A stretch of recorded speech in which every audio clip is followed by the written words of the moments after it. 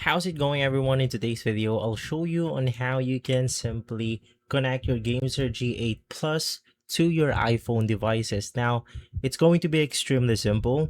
The first thing that you want to do is to actually turn on the controller right here. And then you want to hold click on the pairing button, which is going to be this one. So you want to hold press it for around 5 seconds. And then the blinker right here or the GameSir logo will actually flash rapidly. So from there, it means that we are inside the Bluetooth pairing mode, but that's not how we want to connect it. So we actually want to make it the dual shock mode.